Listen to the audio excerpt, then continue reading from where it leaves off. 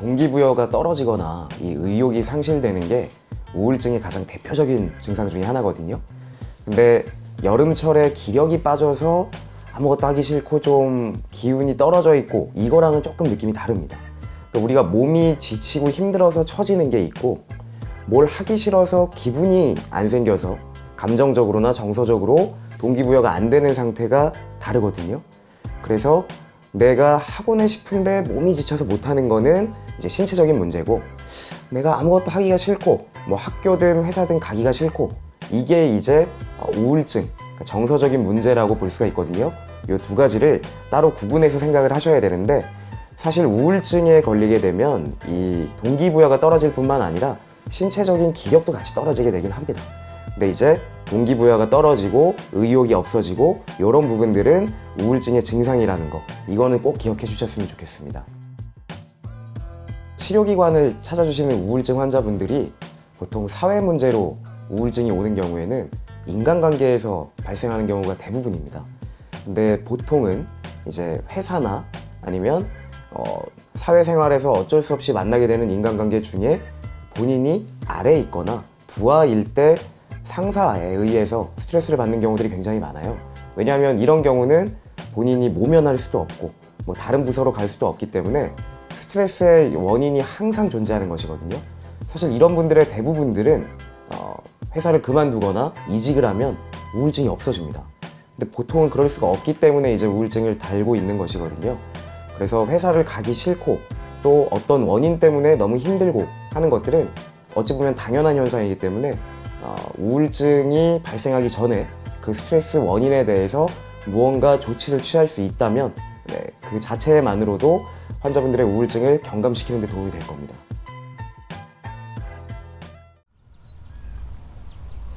일단은 이 본인이 스트레스에 대해서 분리를 할 필요가 있어요. 그러니까 직장 생활에서의 스트레스를 이 퇴근하면서까지 계속 갖고 계시는 경우들이 우울증으로 연결이 되고 직장으로 가기 싫어지는 이런 출근 거부증으로 연결이 되는 것이거든요. 그래서 출근을 해 있을 때 물론 스트레스를 주는 상사는 항상 볼 때마다 스트레스를 받고 화가 나지만 이 사람이 내 개인 생활의 일부는 아니거든요. 근데 이거를 너무 심각하게 받아들이시는 분들은 휴일이나 휴가에서도 계속 그 스트레스를 유지하시는 분들이 있어요. 그래서 퇴근을 할 때는 그 회사에서의, 직장에서의 인간관계나 직장에서의 스트레스는 넣어두고 퇴근하면서는 잊어버리시고 출근하면서 다시 그것과 관련된 업무를 하시고, 이렇게 직장과 개인 생활을 분리하는 것이 우울증을 관리하는 첫 번째 지름길이라고 보시면 되겠습니다. 근데 우리의 몸과 정신이 따로 있는 게 아니거든요. 그러니까 기분이 안 좋을 때는 몸도 무겁고 처지고, 기분이 좋을 때는 몸이 가볍고 경쾌한 걸 많은 분들이 다 경험을 해보셨을 겁니다. 근데 당연하게도 이 우울증, 그러니까 정서적으로 우울한 상태가 오랫동안 지속이 되면 당연히 신체적으로도 신체적인 기능이 떨어지고, 그러면서 어디가 아프거나 불편한 증상들이 생길 수가 있거든요. 보통 우울증이 발생을 하면 자율신경계와 관련된 이 몸의 증상들이 나타나기가 쉽습니다. 예를 들면 소화불량이라든지 불면증이라든지 두근거림이나 어지럼증, 이런 증상들이 흔하게 동반이 되거든요. 그뿐만이 아니라 우울증 환자들에게는 특정 부위나 어디가 아프거나 이렇게 좀 통증으로 증상들이 나타나는 경우들도 많기 때문에 내가 어디 이상이 있는 게 아닌데 신체적인 증상들이 발생을 한다 하시면 혹시 그게 정서적인 문제로 발생을 한 건 아닌지 의심해 볼 필요가 있겠습니다.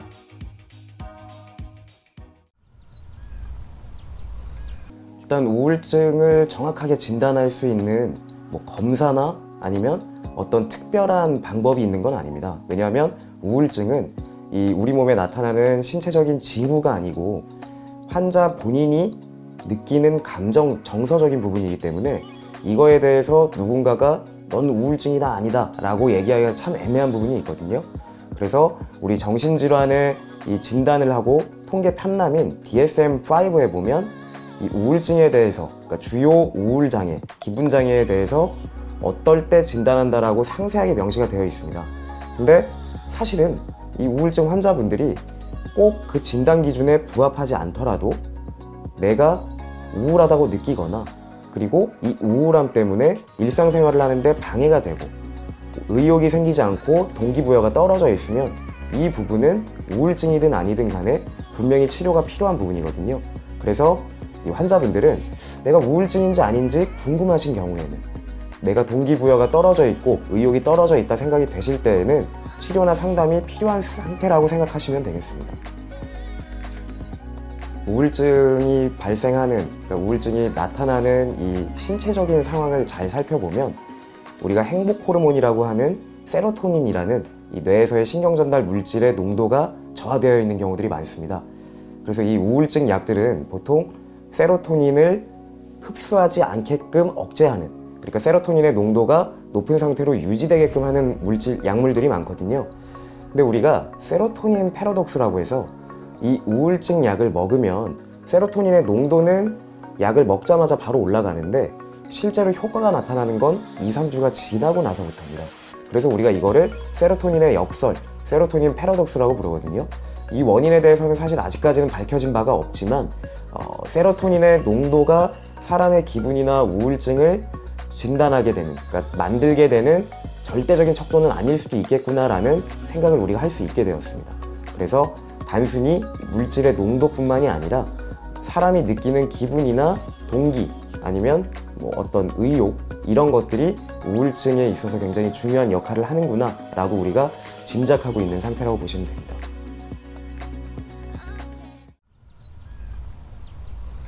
우울증은 재발률이 상당히 높은 질환 중에 하나입니다. 이 세로토닌이라는 물질이 일시적으로 높여준다고 해서 이 물질을 만드는 상태가 개선이 되지 않으면 다시 또 떨어질 우려가 있거든요. 그래서 약을 끊었을 때 리바운딩 현상이 잘 나타나기도 하고요. 그렇기 때문에 이 우울증을 근본적으로 치료하기 위해서는 우울증이 나타나지 않게끔 그 재발을 예방할 수 있는 생활 습관을 개선시키고 내가 내 스스로 정서적인 부분이나 감정을 컨트롤할 수 있게끔 설계를 잘 해주는 것이 이 우울증의 재발을 막는 가장 중요한 방법이라고 할 수가 있겠습니다. 일단 우울증이 발생하게 되면 이 뇌신경계 세포들의 활성도가 굉장히 떨어집니다. 근데 뇌세포들의 주요 기능 중에 하나가 학습하는 것과 기억하는 것이거든요.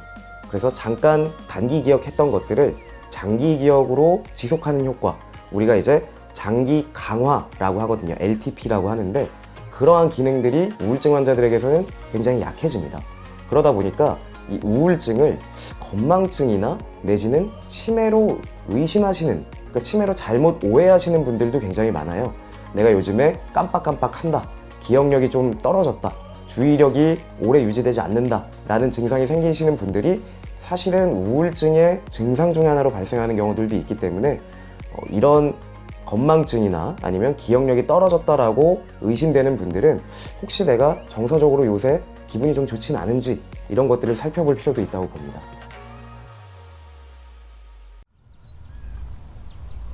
가장 심한 우울증에서 나타날 수 있는 증상이 자살 시도거든요. 그렇기 때문에 이 우울증 환자분들은 기본적으로 좀 아침에 일어나기가 싫다, 그러니까 밤에 잘 때 내일 아침이 안 왔으면 좋겠다 라고 생각을 하시거나 아침에 일어날 때의 기분을 굉장히 싫어하시거나 무언가 학교에 가거나 하루를 시작하는 느낌을 굉장히 싫어하는 분들이 많습니다. 왜냐하면 의욕이나 동기가 굉장히 떨어져 있기 때문이거든요. 그래서 내가 문득 요즘 너무 살고 싶지가 않다, 사는 게 재미가 없다, 죽고 싶다 이런 생각을 하실 때에는 우울증은 아닌지 의심을 해보시고 치료기관을 찾아서 상담이나 치료를 받아보시는 게 굉장히 시급합니다. 예를 들면 이제 젊었을 때는 굉장히 우락부락하시고 우리 호랑이 아버지 같은 분들이 계시잖아요. 권위적인 가장이셨던 그런 분들이 나이가 드시면서는 드라마만 봐도 우시거나 감정적으로 굉장히 잘 이렇게 동하시는 분들이 계신데요. 이런 분들은 물론 남성 갱년기 혹은 남성 호르몬이 저하되면서 나타나는 증상일 수도 있지만 이게 심해질 경우 우울증으로 발전할 수도 있기 때문에 우리 아버지가 요새 감수성이 예민해졌어 라고 하면서 그냥 웃으시기보다는 혹시 아버지가 외로움이나 고독이나 내지는 우울을 느끼시진 않는지 한번 좀 살펴보실 필요가 있겠습니다.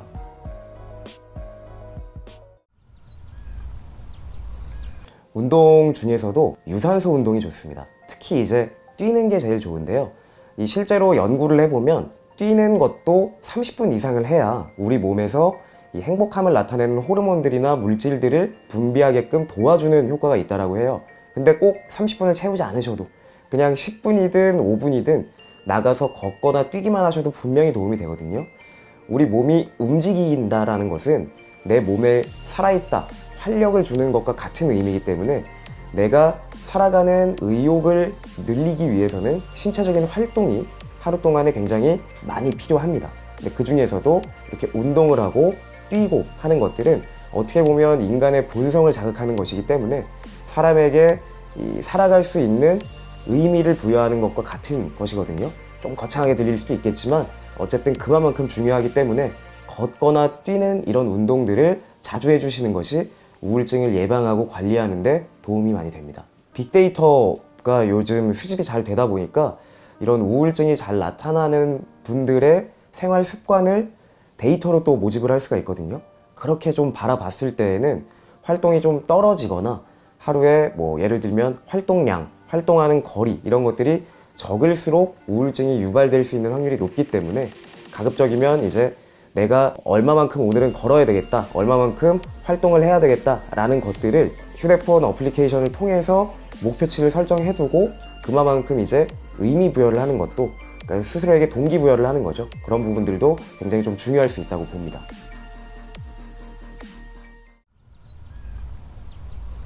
네, 세로토닌이라는 물질을 만드는데 필요한 필수 아미노산이 이 트립토판이라는 아미노산이거든요. 그래서 이 트립토판이 많이 함유된 음식들을 잘 섭취해 주시면 이 우울증을 예방하는 데 도움이 될 수 있는데, 트립토판이 많이 함유된 음식들은 우리가 보통 이 인터넷 기사에서 우울증을 막아주는 슈퍼푸드 아니면 뭐 노화를 막아주는 슈퍼푸드 이런 데서 봤을 법한 리스트들입니다. 뭐 연어라든지 아니면 닭고기라든지 내지는 견과류나 뭐 이런 올리브, 이런 우리가 딱 생각하기에도 이 음식은 좀 건강하겠네 싶은 음식들은 보통 트립토판을 많이 함유를 하고 있기 때문에 균형 잡힌 건강한 식습관을 유지하는 것이 굉장히 도움이 된다고 볼 수가 있겠습니다. 우리 몸에서 이제 기분을 유지하고 삶의 활력을 유지하는 데 필요한 물질들을 만들기 위해서는 반드시 햇빛이 필요합니다. 근데 햇빛 중에서도 이 햇빛이 하루 아침부터 저녁까지 나오는 파장이 다르거든요. 그때 낮 시간대에 이 햇빛 파장이 우리 몸에 특정한 물질들을 만드는 데 도움이 많이 됩니다. 그렇기 때문에 이 해가 쨍쨍할 때 나가서 햇빛을 쐬주는 게 우리 몸에 굉장히 도움이 되거든요. 근데 그게 오랜 시간이 필요한 게 아니고 5분에서 10분만 그렇게 해줘도 좋습니다. 그래서 점심시간에 이제 뭐 식사를 하러 식당을 갔다 오시는 길이나 아니면 건물 내에서 식사를 해결하시는 분들은 빨리 드시고 잠깐 나가서 하늘 보고 뭐 길 보고 이렇게 하다가 오시기만 해도 나도 모르는 사이에 우울증 예방에 도움이 된다는 거, 요거 좀 기억을 하셨다가 한번 잘 활용해 보시면 나도 모르는 사이에 조금씩 삶에 활력이 생기고 기분이 좋아지는데 도움이 될 수 있을 겁니다.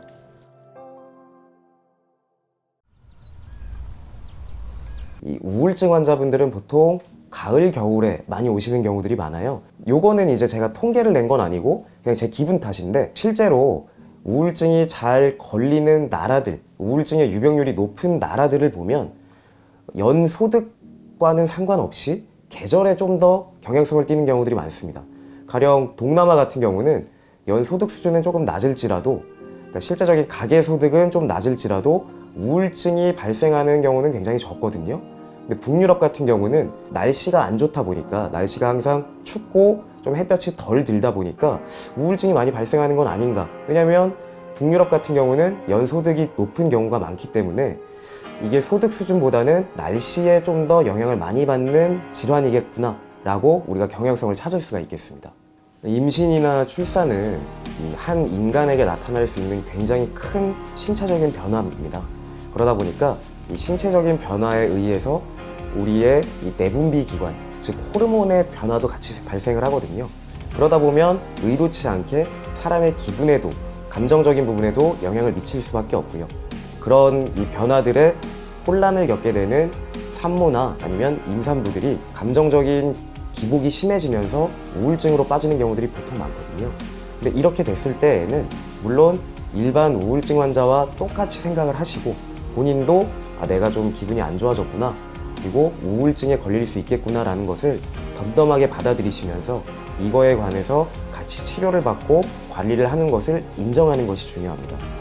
보통 이 산후 우울증에 걸리시는 분들은 내가 굉장히 나에게만 큰 스트레스가 있다라고 생각을 하시는 경우들이 많은데, 이거를 마찬가지로 조금 객관적으로 생각을 하셔서 내가 산후에 나타나는 신체적인 변화들이 내 기분을 안 좋게 하는구나, 내게 우울증을 가져오는구나 라고 생각을 하시고 이거에 관해서 담담하게 치료를 받는 것이 어떻게 보면 산후 우울증을 관리할 수 있는 가장 큰 해결책이라고 볼 수가 있겠습니다.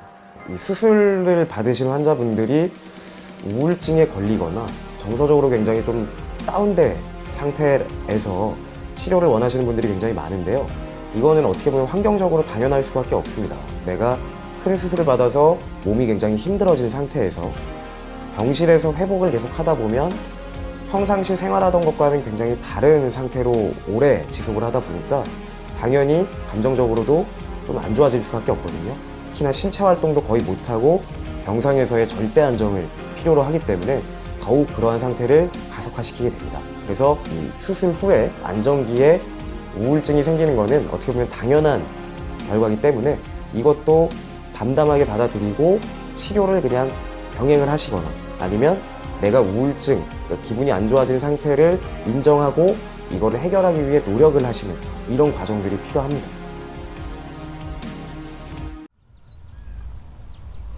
불안장애와 우울증은 같이 나타나기도 굉장히 쉬운 질환인데요. 또는 이게 서로 혼동돼서 느껴지기도 합니다. 환자분들에게. 그렇기 때문에 가장 중요한 차이점이라고 한다면 증상 내지는 이러한 기분을 느끼게 하는 주된 정서가 뭐냐의 차이가 있겠습니다. 불안장애는 불안하고 두렵고, 근데 그 원인은 알지 못합니다. 내가 어떤 이유인지는 모르겠지만 항상 불안하고 두렵고 두근거리고 걱정이 되는 이런 상태가 불안장애고요. 우울증은 아무것도 하기가 싫고 그냥 기분이 좋지 않고 무언가 내가 해야 될 이유를 모르겠고 이런 상태가 우울증입니다. 근데 당연히 이 두 증상 모두 부정적인 기분, 부정적인 정서를 기본으로 하고 가기 때문에 서로 같이 나타나는 경우들도 많거든요. 이게 두 개가 같이 나타나게 되면 훨씬 더 중증으로 발생을 할 수가 있기 때문에 어떤 증상이든지 간에 초기에 좀 느껴지면 바로 치료나 관리가 필요한 상태라고 보시면 됩니다. 이 불면증과 우울증은 선후관계가 어떻든지 간에 굉장히 잘 붙어 다닙니다. 그러니까 기분이 안 좋으면 밤에 걱정이 많고 뭔가 잠들기가 싫고 이러다 보니까 불면증으로 이어지는 경우가 많고요. 불면증 환자분들은 잠을 잘 못 이루니까 하루에 컨디션이 많이 안 좋아지고 그러면 의욕이 떨어지면서 우울증으로 연결되는 경우들도 많거든요. 그래서 우울증과 불면증은 보통 동반되는 경우들이 많습니다. 그렇기 때문에 이게 또 동반되면 훨씬 질환이 어려워지는 만취성 질환으로 이어지기 때문에 내가 좀 잠을 못 잔다 하면 우울증을 예방하는 관리도 같이 해주셔야 되고요. 내가 좀 우울증이 있다 싶으신 분들은 잠을 잘 자고 올바른 수면 패턴을 가져가시는 걸 신경 쓰시는 게 또 중요합니다.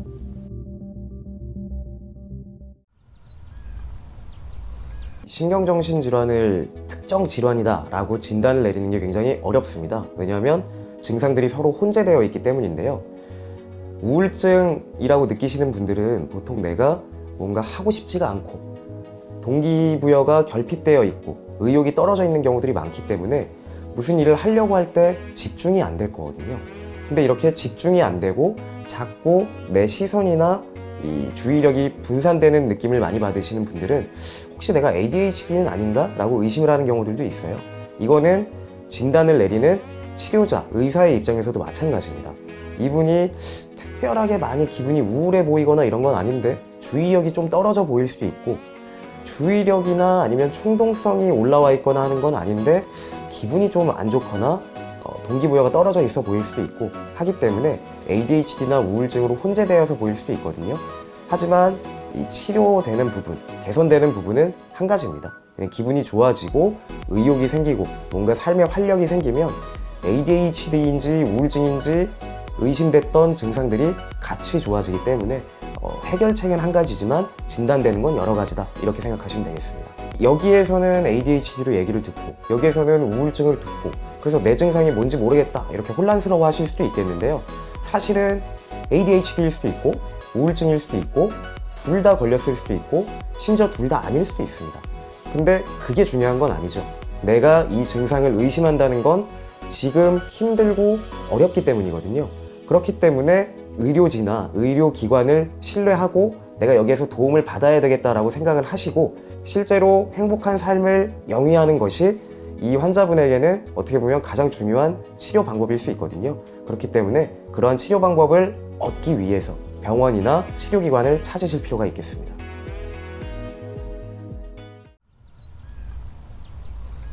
이 우울증이 걸리게 되면 내가 생겨나는 감정의 역치가 떨어진다고 생각하시면 됩니다. 이거는 감각, 그러니까 오감에 관해서도 마찬가지인데요. 평상시에는 별로 개의치 않았던 소리가 기분이 안 좋거나 예민해지게 되면 괜히 거슬리게 됩니다. 그럼 그게 거슬리게 되면서 다시 기분이 안 좋아지고 기분이 안 좋아지면서 더 작은 소리에도 반응을 하게 되는 이런 악순환이 발생을 할 수가 있어요. 이게 가장 심한 것이 청력과 시력입니다. 그래서 이 청각적으로 평상시에는 그냥 괜찮았는데 갑자기 뭐 의자 끄는 소리가 거슬리거나 얘 목소리가 그냥 듣기 나쁘지 않았는데 어느 순간부터 얘 목소리가 너무 거슬리거나 이런 식으로 발생을 할 수도 있거든요. 이게 내가 요새 청력이 좋아진 건가? 아니면 예민해진 건가? 이렇게 의심하시는 분들이 많은데 이게 사실은 정서적인 문제로 감각에 관한 역치가 떨어진 상태이기 때문에 이 상황도 치료와 개선이 필요한 상태라고 생각을 하시면 됩니다. 이 우울증으로 인해서 기분이 안 좋아지고 감정적으로 좀 저하되거나 이런 상태가 되면 신체적으로도 증상들이 많이 동반이 되거든요. 우울증 환자분들이 가장 흔하게 말씀하시는 게 머리가 아프다, 아니면 어지러워서 서 있을 수가 없다, 혹은 속이 메스껍고 가슴이 두근두근 뛴다. 심한 분들은 심장이 머리에 있는 것 같다, 이 두근두근 거리는 소리가 너무 크게 들린다, 이렇게도 말씀을 많이 하시는데요. 이게 잠깐 나타났다 없어지는 거면 뭐 내가 순간적으로 일시적으로 좀 겁을 많이 먹었거나 일시적으로 예민해졌거나 하는 건데 이게 계속 지속이 되거나 일상생활을 하는데 사회생활을 하는 데까지 방해가 된다면 이거는 정서적인 문제로 발생한 신체 증상, 즉 신체화 증후군, 신체화 장애로 생각을 하시고 치료가 반드시 필요한 상황이라고 보시면 되겠습니다.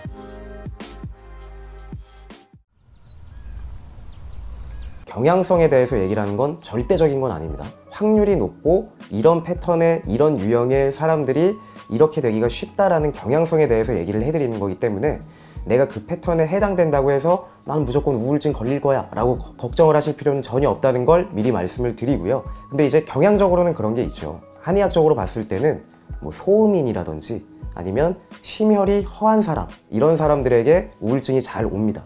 근데 이런 사람들이 이제 어떤 사람들이냐 하면은 대체적으로 조금 체격이 날씬하거나 내성적이거나 아니면 얼굴이 좀 낯빛이 하얀 편이시거나 또는 손발이 차가움을 자주 느끼시거나 더위보다는 추위에 예민하신 분들, 이런 분들에게서 이제 우울증이 나타날 확률이 높아요.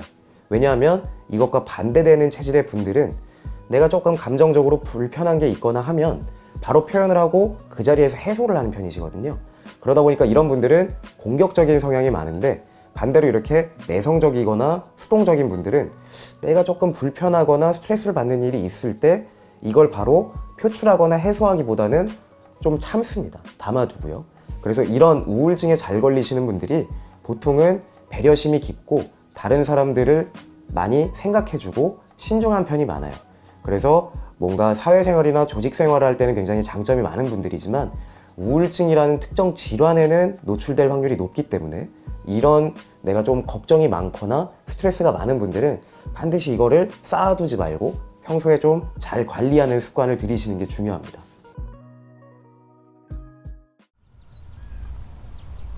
실제로 동의보감에서는 이 혈허해지거나 음허해졌을 때, 즉 사람이 뭔가 소모를 많이 하거나 이게 감정적일 수도 있고요, 육체적일 수도 있는데 이렇게 소모를 많이 했을 때 심적으로 처지고 몸도 처지고 마음도 처지고 동기부여도 떨어지는 이런 상태를 우울증이라고 표현을 했습니다.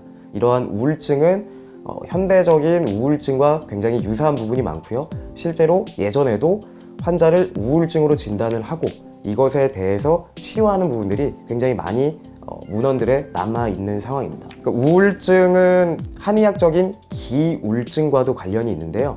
기울은 기자에 기운 기자에 막힐 울, 맺힐 울자를 씁니다. 우리가 굉장히 좀 어이없는 일을 겪었을 때 기가 막히다라고 하잖아요. 이게 실제로는 한의학적인 증상에서 온 거거든요. 기가 맺혀 있다. 즉 기운이 순환을 해야 되는데 내가 너무 슬프거나 아니면 힘든 일을 겪었을 때 이 기운이 순환하지 못하고 가슴에서 맺힐 때 이걸 우리가 기울증이라고 부릅니다. 그래서 우울증 환자분들은 보통 전중이라고 하는 명치 부분을 눌렀을 때 우울증이 없으신 분들은 크게 불편해하지 않는데 우울증 환자분들은 눌렀을 때 깜짝 놀래거나 굉장히 고통을 호소하시는 경우들이 있거든요. 이런 상태는 우리가 기울증으로 생각을 하고 이 기가 막혀있는 맺힐 울자를 써서 막혀있는 상태이기 때문에 이거를 풀어주고 흩어주는 치료와 관리가 필요합니다.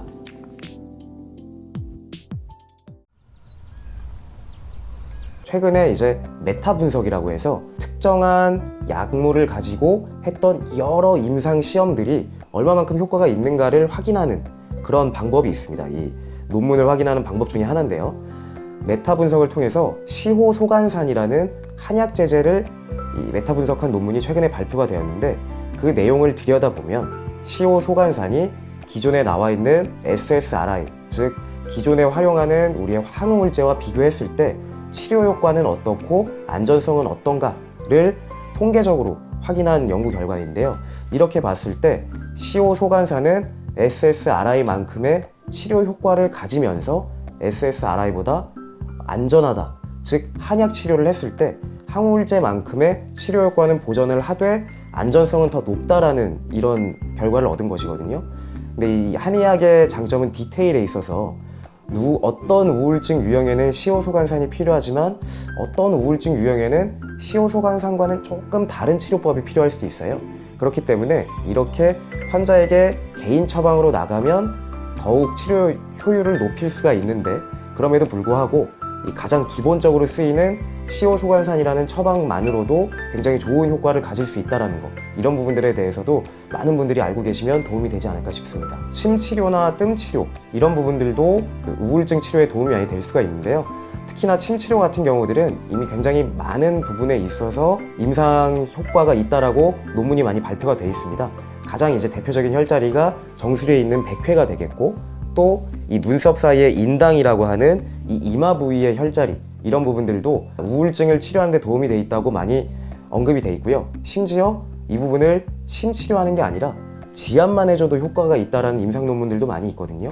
그렇기 때문에 내가 좀 기분이 안 좋다라고 느껴지시는 분들은 이 백회나 인당혈을 그냥 지압해 주시는 것도 기분을 개선시키는 데 효과가 있다는 걸 꼭 기억해 주셨으면 좋겠습니다.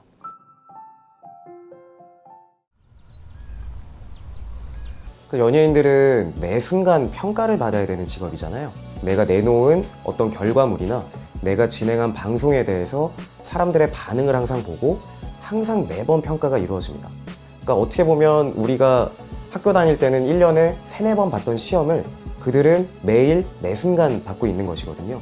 그렇기 때문에 누군가에게 기대를 충족시키지 못했을 때 쏟아지는 질타도 있을 것이고, 그 연예인 스스로가 정해놓은 기대치만큼 해내지 못했을 때 느끼는 좌절감도 있을 것이고요. 이렇게 감정적인 변화의 폭이 워낙 넓은 직업이다 보니 우울증처럼 신경정신질환 중에서도 이렇게 좀 기분장애와 관련된 부분에 노출될 확률이 높습니다. 그래서 실제로 연예인분들은 평상시에도 이 신경정신과적 관리를 굉장히 잘 받고 계시는 분들도 계시지만 우울증 약을 상시 복용하시는 분들도 굉장히 많거든요. 그렇기 때문에 이렇게 좀 연예인을 준비하시거나 아니면 연예 활동을 하시는 분들, 방송 활동을 하시는 분들은 평상시에도 우울증을 예방하거나 이 신경정신과적 질환을 예방할 수 있는 관리를 잘 해주시는 것이 굉장히 중요합니다. 우울증과 조울증이라고 한다면 우울증은 항상 좀 기분이 안 좋고 항상 우울하고 부정적인 상태고, 조울증은 이게 확 기분이 올라갔다가 또 기분이 확 처졌다가 이렇게 좀 왔다 갔다 하는 분들이라고 보시면 되는데요. 보통은 우울증에서 조울증으로 발전하는 경우가 많습니다. 그러다 보니까 우리가 쉽게 생각하면 조울증이 좀 더 난치성 질환인가 라고 생각을 하실 수가 있는데, 실제로 조울증이 우울증보다는 예후가 조금 더 좋지 않은 편이에요. 그래서 우울하던 사람이 갑자기 기분이 좋아진 걸 보고 이게 호전된 건가? 좋아진 건가? 라고 착각을 하시는 경우들도 많은데, 그렇다라기보다는 감정 기복이 심해진 거기 때문에 오히려 그런 환자분들을 좀 더 주의 깊게 살펴보시고 치료를 받을 수 있게끔 유도를 해주시는 것이 중요하겠습니다.